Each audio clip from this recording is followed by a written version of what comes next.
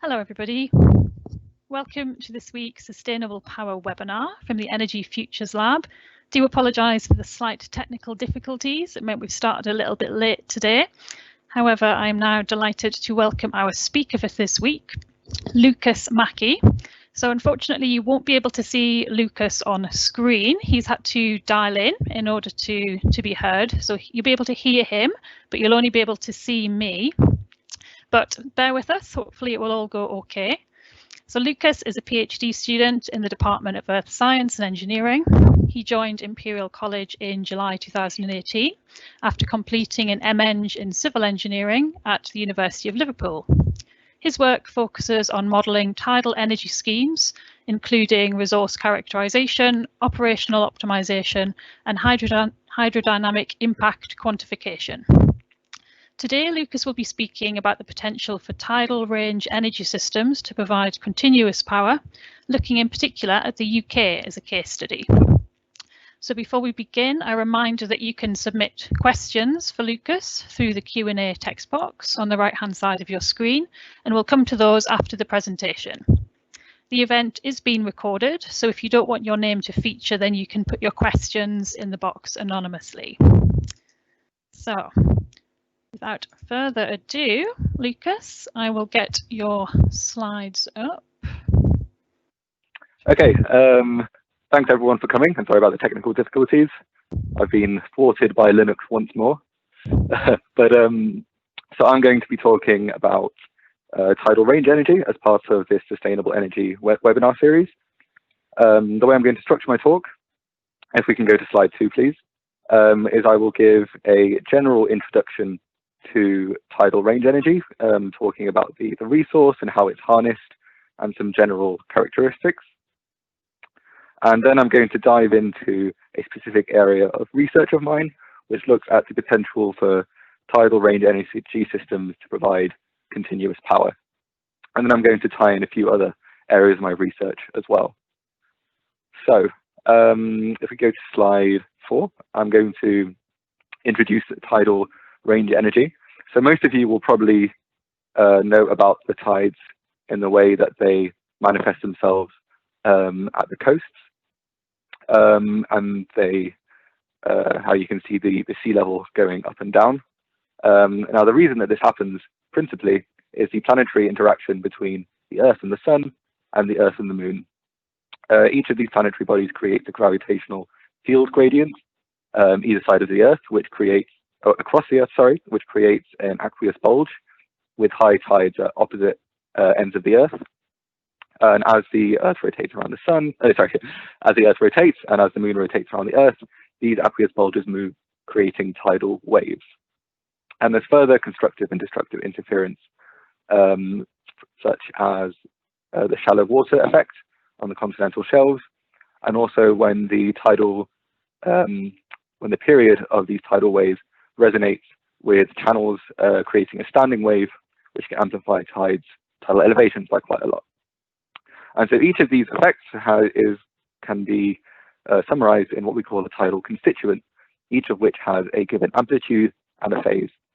And these all combine to give a very variable tidal signal.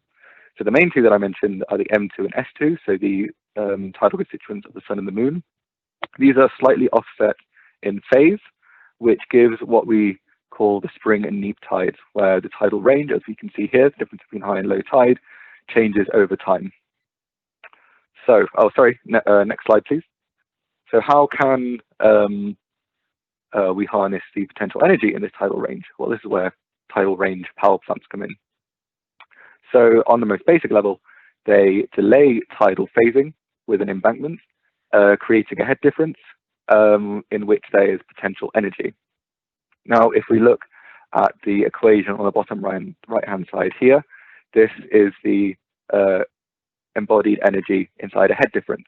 And you can see that the two main variables that stick out here are the area. So this is the area of the impoundment, and also the head difference, which can be attributed to the tidal range. And as the tide is delayed, it then later passes through a series of turbines which generate electricity. The most economical way to create an impoundment is with a tidal barrage, as we can see on the left-hand side here. This is where the majority of the impoundment is covered by a river estuary. And then otherwise, we have slightly more contained tidal power plants, such as tidal lagoons, where the majority of the impoundment perimeter is covered by the embankment itself. Can we go to the next slide? Here we get a slightly closer look at the way that tidal power plants operate. On the left-hand diagram, we have a time series over the course of a tidal cycle, representing the water elevations inside the impoundment and outside the impoundment, so the ambient tidal conditions. And here we can see how there is this delay in the tidal phasing and how it cycles through a number of different what we call control periods. So these are periods where the tide is held back, periods of generation, and periods also of sluicing and potentially pumping at high and low tide. Go to the next slide. So from that slide, we could see that the operation of tidal pipelines is very much connected to this tidal signal. And here we can look at, on slide 7, some of the main kind of characteristics we can derive about tidal range resource and generation. So due to the cyclical nature of this resource and the way tidal power plants operate, generation is inherently intermittent, which means, as we can see on the right-hand side here on this power curve, so the bottom part of the top figure, there are periods of no generation. And it also means that during neap tides, when there is a lower tidal range, that there is less available energy there. However, this intermittency and the way the tidal power plants operate is highly predictable, in that we can forecast the way that these tidal power plants operate very far in advance, using knowledge of tidal constituents, or more accurately, using numerical modeling. And with numerical modeling, we can take into account the hydrodynamic feedback of tidal power plants, where we can assess changes to the resource. In terms of economics, these structures, these long-lasting marine structures, are projected to last for over 120 years. And whilst there is a very high capital expenditure related to the embankment and turbine costs, once this is paid back, the annual maintenance operation costs are very low. And the next point I'm going to talk about is the idea of flexible operation. And this is central to a lot of what my research is about. And this is the idea that the almost temporary storage capabilities exhibited by tidal range power plants are subject to a degree of operational flexibility. If we take, for example, the period of time, if you remember the control periods, where the tide is held back on the ebb and flood tide, if we change this, as seen by the bottom right-hand diagram here, we can change the power regime of the tidal power plant. And for maximum conversion of the resource, which changes between tidal cycles, flexibility is required. And anything away from this maximum conversion will elicit some kind of a penalty in the amount of energy that can be generated. And so what I've been looking at in my research is if there are further opportunities which are associated with this flexible option of operation. So if we go to slide 8, please. In terms of how this resource is distributed around the world, the majority of the places where there is a mixture of high tidal range and it is feasible to build a tidal power plant are located in just 5 countries, which I think take up about 80% of the entire global resource, and that's the USA, Canada, the UK, France, and Russia. In total, there are just a handful of tidal power plants operational worldwide. Numbers 2, 3, and 4, as you can see, are very small scale, almost test cases. And often the most cited example of a successful operational barrage or tidal power plant is Lorance Barrage in France, which has been operational since 1966. And a more recent example is Lake Siwa in South Korea, which is very slightly bigger, with an installed capacity 254 megawatts. Now, in terms of, sorry, can you go to slide 9? In terms of locality towards where electricity is needed, the UK has arguably the best tidal resource in the world. As we can see from these figures here, there is a tidal range of around 8 to 10 meters along large sections of the west coast of the UK. Also indicated on the figure in the middle, so part B, we can see where there are located a number of proposals that have been made over the years. And I've highlighted 3 key ones: the Swansea Bay Tidal Lagoon, Severn Tidal Barrage, and Mersey Tidal Barrage.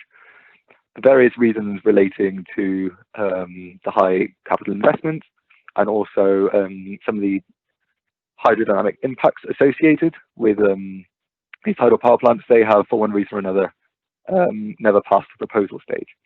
So what this does highlight is that there is a body of research, a desire to try and improve the economic feasibility of tidal power plants within a UK setting.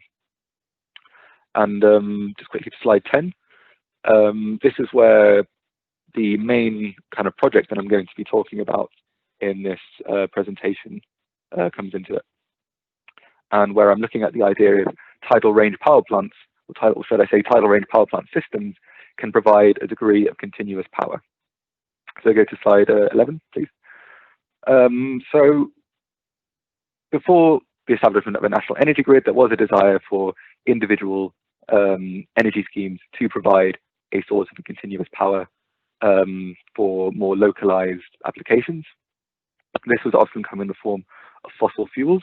Now, of course, in the UK, where, well, worldwide transmission and has improved, and the modern UK electricity system is compiled of a number of different sources, a very diverse background of sources. So why, therefore, would it be for a single source of power to have to provide a continuous source of power? Well, there are still some sources of electricity in the UK which do contribute towards the general baseload supply, such as nuclear power and forms of fossil fuel. And it would be very good for carbon reduction targets to try and get a renewable source which can supply this. Also, more continuous power can address certain balancing challenges in terms of reducing grid congestion management costs, which can be associated with high penetration of renewable generators, such as, for example, wind generation. This high penetration can also lead, if traded in the wholesale energy markets, to price volatility. In areas such as Germany, I believe this has sometimes even led to negative wholesale prices of electricity. In terms of tidal power, while fully continuous at a constant rate of power probably isn't achievable, what we are tending towards is reduced intermittency, which can result in a greater spread of the energy output, and therefore we hope could improve tidal power, its feasibility in a UK setting. Go to slide 12, please. So how can tidal range power plants generate in a more continuous manner? So the way research in tidal power has advanced over the last half century or so has actually looked at ways that this can be achieved. So more traditional power plants would generate mostly just on the ebb tide, where there is generally more available energy. And by generating on both the ebb and flood tide, this can improve the spread. Also improving pumping at high and low tide to increase and decrease the water elevation respectively. This can maybe not necessarily spread energy more, but it certainly provides more flexibility and, of course, a greater amount of available energy. Proposals have also been made for twin basin lagoons, and what this can achieve continuous power within a single scheme. However, there is quite a large penalty in energy, or in capacity factor, I should say, associated with this type of scheme. So what we are implementing here is the idea of a cooperative system. So that's slightly different from a twin basin system. This is where there are individual single basin tidal power plants, and they're aggregated across an area where there is a tidal phase difference. And with a tidal phase difference, their natural generation will occur at different times of the day, therefore cumulatively creating a greater spread of energy output. And this also could be supplemented with targeted energy storage, also tidal stream generators. And a key part of this as well is the idea of flexible operation. So this is what I mentioned earlier, where these different control periods can be altered between tidal cycles. And this could be applied to provide a greater spread of energy. And a key part of all of this, of course, is the predictability of the resource. So we'll be able to very reliably spread generation. Go to slide 13. So the case study that we're looking at is of 3 existing tidal power plant proposals made in the last 10 years or so.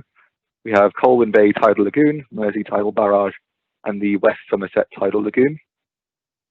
As you can see on the diagram on the left-hand side here, these are distributed across the 4-hour tidal phase difference that occurs north and south of Wales. And while they were all proposed by different bodies, the idea here is to see if there is a way that we can make them more than the sum of their parts.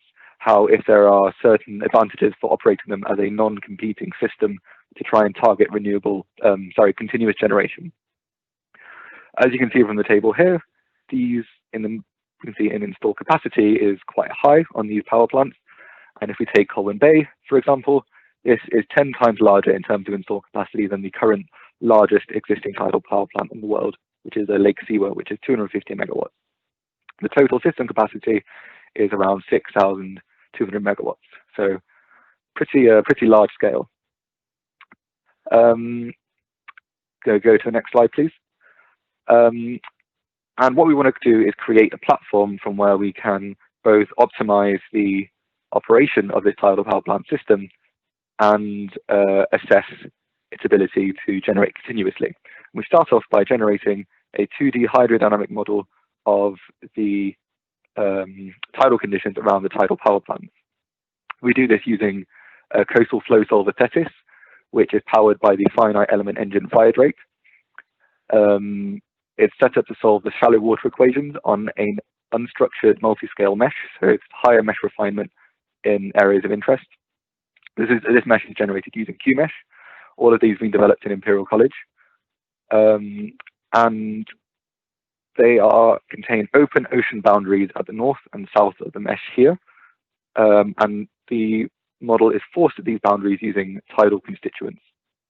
Another important part of this setup is the wetting and drying algorithm, which works at the coastlines and is used to represent the intertidal zones. So we validated this ambient hydrodynamic model against tide gauge data, specifically the tidal constituent present at these tide gauge locations against similar sampled locations in the hydrodynamic model. And as you can see, when comparing against the principal tidal constituents, so M2 and S2 amplitude and phase, the R squared and root mean squared error, so correlation and error, are very favorable. So we can then trust that this is a sufficient platform from which to continue this project. So if you go to slide 15, please.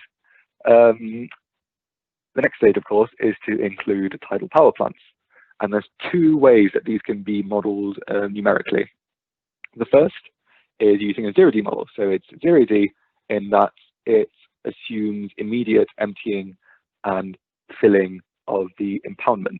And from the flux computation, we can then calculate the flow and the power output using hydraulic structure parameterization. So we can run this over the control period that I mentioned earlier, and I've included that figure again at the bottom. Or we can discretize this further using further time stepping. So to do this, we use a backwards finite difference model. And as an input for this model, we need to know water level data at these different power plant locations, which we can either get from tidal constituents or from the 2D model. And also we need to establish a relationship between how the basin plan changes as the water level inside the basin increases and decreases. Of course, a 2D model will offer higher accuracy, although at a higher computational cost. And this 2D model can either be used just to create tidal conditions for the 0D model, or it can also include the tidal power plants themselves. This actually should be a GIF. I'm not sure if it's moving on the screen, but you get an idea maybe of how the flux occurs going in and out of the tidal power plants. And each of these tidal power plants is a separate subdomain, which is connected to the main domain via flux computations, and again cycles through the different operation modes. So what we're actually applying in this study is a mixture of these 2. So we've generated a 2D model including power plants, and therefore includes the changes in the tidal resource in different locations that the power plant will induce. And then we're feeding this into the 0D model. Now, the reason we're doing this is because we need an efficient model in order to be able to feed into the optimization algorithm. Can we go to the next page? So what we are doing is we are hoping to optimize the operation of the cumulative tidal power plant system in order to target a continuous generation regime. And the way we're doing this is to optimize the control periods. Specifically, we're just looking at the holding periods, and this is purely just for efficiency. So these are the periods of time at each tidal cycle when the tide is held back, either going into the power plant or out of the power plant. We're going to compare a more traditional energy maximization regime, so where the power plants operate to try and generate as much electricity as possible, with the continuous generation regime including here. So in the continuous generation regime, we are defining continuous power on a day-by-day basis. So that is where at least one of the tidal power plants is operating at all points in an individual day, and we're determining that in sequential days. And here, as the objective functional, we have cumulative minimum power output. So that is the minimum power output that is reached by the cumulative system. And we are going to explore both inflexible operation and flexible operation. The inflexible operation is where the control periods remain the same the whole of the way through the simulation time. And flexible operation is where the holding periods can be altered between tidal cycles. Next slide, please. So I'll just give you a quick overview of the different optimization functionals we're applying here of the algorithm. We're using gradient-based techniques, and the holding periods are stored in the vector tau. As you can see, the two energy maximization objective functions are looking to maximize power output. And on the flexible energy maximization scheme, where they're determined at each tidal cycle, we include what we call a two-cycle optimization. And this is where the first cycle is optimized and the second one is fixed. And then the second one becomes the first one, and that's how it kind of steps forward. And this is to avoid what we call greedy generation, where the resulting water elevations after the first cycle might be at a level where they are of the detriment to the next cycle. In terms of the continuous generation optimization functionals, for inflexible, we determine values via trial and error of 1 hour holding period in Colwyn Bay and 3 hours in Mersey and West Somerset Lagoon. And then for flexible generation, we are trying to maximize this parameter that I mentioned earlier of cumulative minimum power output. So for energy maximization, the power plants, because they don't affect each other, they are optimized individually.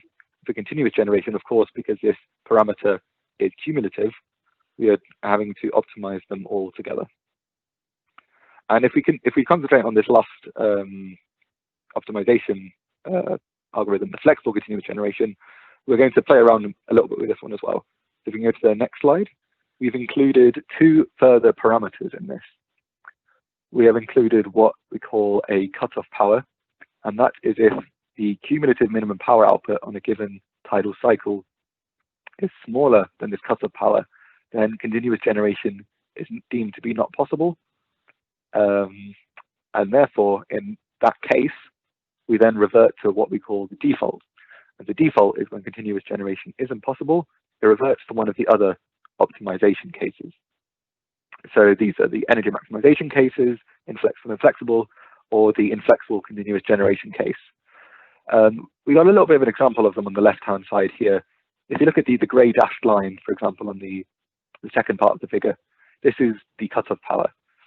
And then when the minimum point in the day, which I think is quite clear on the graph, when that reaches below this cutoff power, then continuous generation isn't sought anymore. Then it reverts to what the default is. So in that second one, it's flexible energy maximization. So after that, each of the power plants are all fending for themselves and just trying to generate as much electricity as possible. Go to the next slide. And so as well as assessing the ability to generate continuously, we're also going to assess these operation regimes economically. And this is to provide a platform for how these power plants can be incentivized to operate more continuously. So usually in the UK, renewable energy generators trade as part of contracts for difference, where they sell electricity at a fixed price and is then subsidized by the government. Here we're looking at exposing, and so in that case, they are incentivized just to generate as much electricity as possible. And here we're looking at exposing them to the wholesale energy market, so where prices change. And we're looking at if there's economic opportunities perhaps for a predictable resource such as tidal power, if there's further economic opportunities for trading this way. So we're looking at two different energy markets, one where the price changes every hour and one where the price changes every day. If we start by looking at this one where it changes every day, which I've called the baseload market, in order to trade in this market, the tidal power plant system has to generate at a constant power output. And then the amount of electricity that it trades is in relation to this minimum cumulative power output. Of course, as we saw in the previous slide, the tidal power plants aren't going to generate at a constant power output, so all excess electricity is therefore traded on the hourly variable market. The hourly variable market is based on historic data, while the baseload market is an idealized market that we've compiled for this study, which is roughly based on existing baseload markets. And like I don't know if I mentioned, but the price of electricity in the baseload market that we've created is based on daily averaging of the hourly variable market. So like the hourly variable market, it also follows fluctuations in demand, although to a much more dampened, in a much more dampened way. So if we go to slide 20, we can see some results. So we simulated the tidal power plant system over the course of a year, over the year 2018, and we're able to total up the amount of energy that is generated as well as other power parameters. A key parameter we're looking at is the number of CG days. So these are days in which a continuous generation is achieved, so anything above 0 megawatts for the entirety of the day. As we can see on this table, there were no CG days at all during the energy maximization cases, which implies that the natural kind of cycle of these tidal power plants is not tended towards continuous generation. So which implies that there will be some kind of a penalty in energy in order to continuously generate, which we see when we look at ET, which is the total energy throughout the year. The continuous generation cases do lose about 15% of the total amount of available energy. So in fact, we studied about 15 different CGF optimization cases, so flexible continuous generation, but just to make it a bit clearer, I've only included one of them here, and this is the optimization case where the most CG days occurred. Another interesting factor to look at is these minimum and maximum powers, which I've included. So this is the average daily cumulative minimum power output, and the average and the equivalent maximum. And as we can see, the difference between the minimum and the maximum is much smaller on the continuous generation cases, which shows that by generating in a more continuous manner, the energy is spread out a lot more, and the dips and the peaks are dampened, and providing not just more intermittency, but a generally more constant supply of power. If we go to the next slide, we can look in a little bit more into the operation specifically of the flexible continuous generation cases. And here I've included a time series of 2 defaults. And I must note, I've actually noticed this a few times, but I've forgotten to swap the headings on these 2 graphs. So the top one is the default of flexible energy maximization. The bottom one is inflexible continuous generation. And the bottom part of each of these subfigures indicates the minimum cumulative power output for that particular day. So where there is no power, that doesn't mean that the power plants haven't been operating at all during that time. It just means that they haven't been operating continuously at that particular day. And where there is a value, it's the minimum value that day cumulatively. What we can see is that the times when continuous generation on a given day is not possible, this is during the neap tides when there is less available energy and therefore less flexibility. We can see that on the top graph, which uses a default energy maximization, so that's when continuous generation is impossible, the algorithm then decides to try and generate as much electricity as possible. At higher cutoff powers, which are the different colors that are implied here, this can result in long periods of time where continuous generation isn't possible. And we know it is possible because we can compare it to the bottom graph.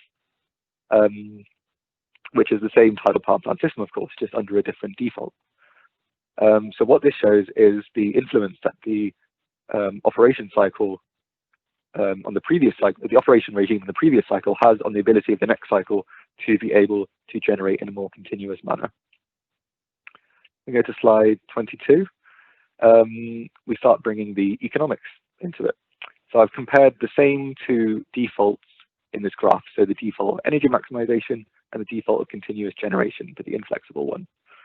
And if you look down the dotted line here, this is where if we apply the energy markets as I described them earlier, how much income the power plants will generate. And flexible energy maximization produces the highest income. However, we have played around with the baseload market, as it is, of course, an idealized market, and applied scaling to it with the alpha value. And we wanted to see at what point we would need to scale the baseload market, all the energy traded in there, in order for it to become a more financially rewarding way of generating. As we can see, this is a bit around 1.65 to 1.7, where this becomes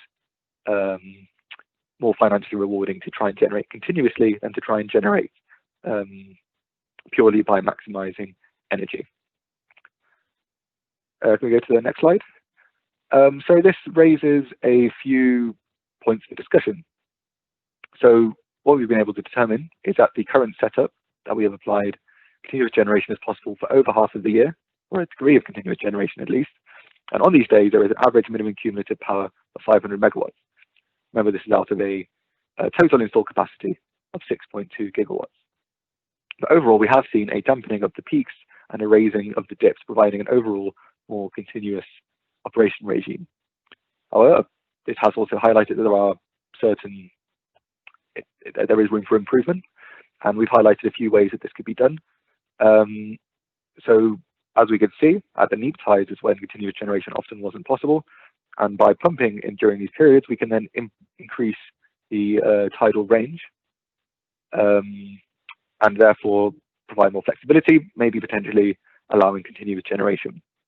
We could also complement the system with tidal stream generators and energy storage. Now, this might seem like a bit of a cop-out by just applying other types of sources of electricity, but the high predictability of the system does mean that we would know where exactly to dispatch these tidal stream generators, which of course also rely on the tidal signal, and will provide a very predictable way of how much energy storage is needed and when what the dispatch timing of it would be. We have also seen the potential of the flexible system, and that there is opportunities for maybe trying to find something in between outright continuous supply and maximizing energy. So if there are certain needs on a given day for a continuous supply, then the tidal power plants might be able to achieve this. Or if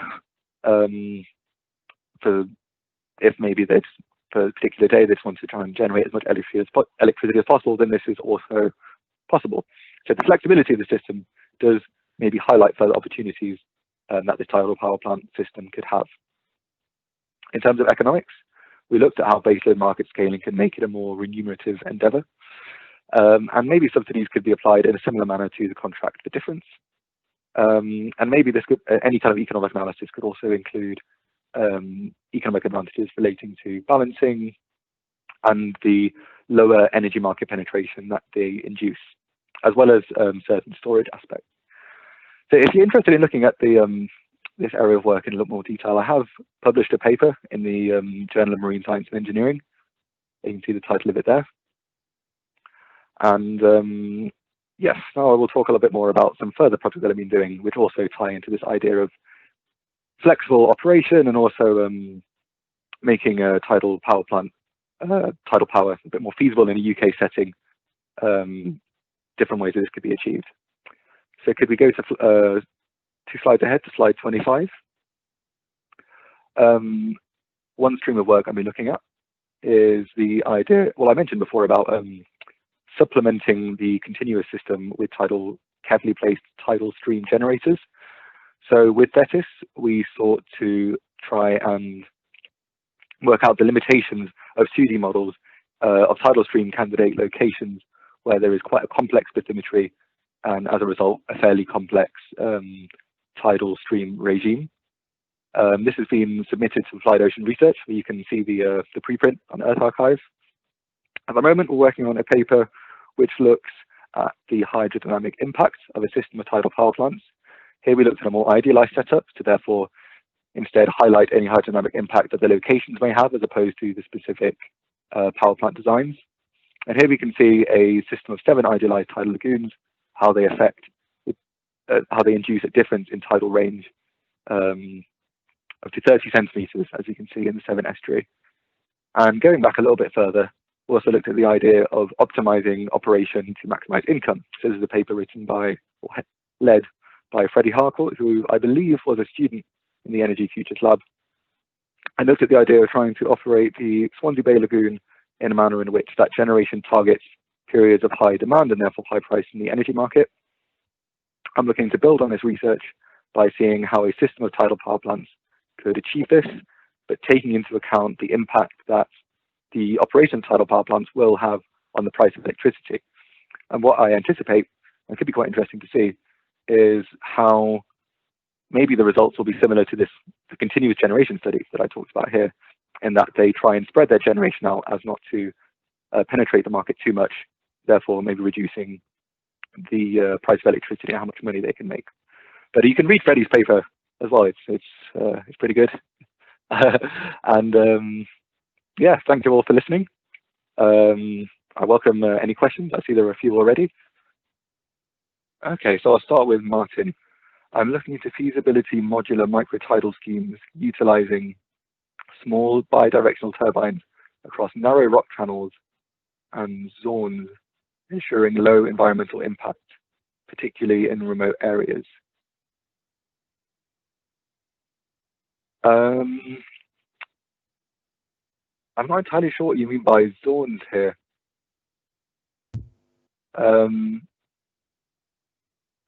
Okay, so it just sounds to me like it would be similar setup to a tidal stream generators.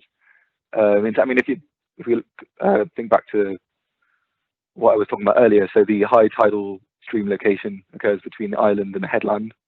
So I guess it's a similar kind of effect. And I guess any kind of source of electricity, local electricity in remote areas would always be interesting to look into. I'm sorry I can't find a more better answer for this, but I'll be interested to talk in more detail about this with you if you send me an email or something. Okay, Tilly Collins, what are the principal objections barriers in the UK? And if they are ecological, what studies exist looking into this? So yes, I would categorize the 2 main barriers in the UK to being, like you mentioned, ecological, and then also economical. And I'll start quickly with economical and then go on to your more specific question. So in terms of economical, I mentioned the very high capital investment. So this, for example, the Swansea Bay Lagoon, I believe this was projected to be about £1.3 billion. And given the fact that it is not a established technology in the UK, this, I guess, was seen as quite a high-risk endeavour. But any power plant that is built in the UK will act as a pathfinder, creating a supply chain, creating knowledge of how to operate them better. And it is forecast that any future schemes will then go down in price and be able to generate at a lower levelized cost of energy. And interestingly, I think in the last few days, there has been some renewed interest from the UK government with regards to tidal range power plants in trying to meet carbon reduction targets. So it'll be interesting to see how that comes along. And I think from what I've looked at, a lot of the older proposals didn't consider the idea of flexible generation, which to me seems quite like an obvious thing to look at, given that, but if you just want to maximize energy, that the tidal signal is changing all the time. So in order to generate electricity, it would be sensible to have this flexible operation. It's be interesting to see if they kind of, with new knowledge that's kind of come from research and from industry, if different results will be able to, different terms of economic forecast is able to be made out of this. And in terms of ecological, I guess the main impact that they induce is changes in hydrodynamics. So this can be changes in both the tidal conditions, which means that certain areas which were previously intertidal areas are no longer intertidal areas, or areas which weren't intertidal areas are now intertidal areas, changes in water velocity. And this can have an impact on marine wildlife, on sedimentation, sediment buildup in certain locations, increased vorticity, a change in water quality. But I saw an interesting talk recently, which talked about the reasons behind the Severn barrage kind of almost being dismissed in favor of like tidal lagoon alternatives. And they talked about how every single estuary will have very specific characteristics which will react to tidal barrages in a different way. And it was actually found that the ecological impact of tidal barrage in the Severn estuary compared to many other estuaries would be fairly low, and there wouldn't be too much of a loss of marine life. And then also, if we look at, for example, tidal Lorance barrage in France, the process of constructing the tidal barrage was quite disruptive, and this was largely due to the fact that they used coffer dams, where the entire estuary was blocked off. And these days, they would use instead caissons, which would be floated out to the location where turbines are needed, and then would be dropped in there. So disrupting the tidal system in the estuary to a lesser degree. But what is interesting is that over the last, after 10 years of operation or so, that the ecology in the estuary was able to recover to quite pretty much a similar level to how it was before. So the ecology in the estuary was able to adapt very much to the new operation of the tidal power plant. So I know there are kind of various like environmental groups which quite strongly oppose to the construction of a particular tidal barrage, but it would be interesting to see if it's kind of brought into light again, these tidal power plants in a UK context, if more kind of in-depth studies can provide a better picture of how a Severn barrage would be implemented. Because there is this really very large resource in the UK, which is almost a shame that it's not being exploited. I mean, it could be providing up to, I mean, there's kind of guesses, maybe like 15–20% of the UK's energy needs. And while there aren't necessarily tidal power plants, potential tidal power plant locations all around the world, so maybe somewhat limited export opportunities, it could make the UK a world leader, which would be a very good industry for it to get into.